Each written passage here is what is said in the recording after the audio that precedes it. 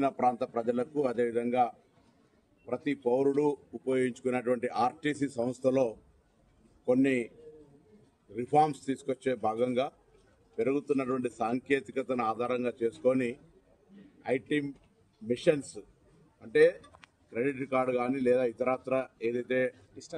Digital payments ద్వారా transaction చేసేటువంటి అంశం ఉందో దాన్ని బస్సులో ప్రయాణించే వాళ్ళు ఉపయోగించుకునేటువంటి విధంగా కొత్త యాప్ తోటి కొత్త మిషనరీ తోటి ఈ యొక్క కార్యక్రమం తీసుకోవడం జరిగింది. ఇప్పటికే హైదరాబాద్ లాంటి నగరంలో 3 నెలల కింద ప్రారంభమైన పథకం ద్వారా డిజిటల్ పేమెంట్స్ దాదాపు 16-20% దాకా పెరుగుతూ ఉంది. తెలంగాణలో ఇప్పటికే దాదాపు 9-10 వేల బస్సులు 6,000 బస్సుల పైన ఈ డిజిటల్ పేమెంట్ సిస్టమ్ కానీ అదేవిధంగా ప్యాసింజర్కు డెస్టినేషన్ ఇచ్చేటువంటి విధానం లోపల ఎటువంటి డిస్టర్బెన్స్ లేకుండా తొందరగా టికెట్ ఇచ్చేటువంటి విధంగా పంచుకొట్టడము వాటికి వీటికి ఆ మాన్యువల్ కాకుండా టెక్నికల్ సిస్టమ్ లోపల కన్వీనియన్స్ అండ్ అకౌంటబిలిటీ ఉండాలంటే దానికి సంబంధించిన డాటా అంతా కూడా హెడ్ ఆఫీస్లో సింక్రనైజ్ అయ్యి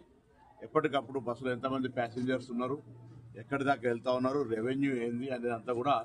ఆన్లైన్ చెక్ చేసుకునే సిస్టమ్ లోపల ఈరోజు ఆర్టీసీని వ్యవస్థీకరించడం జరిగింది.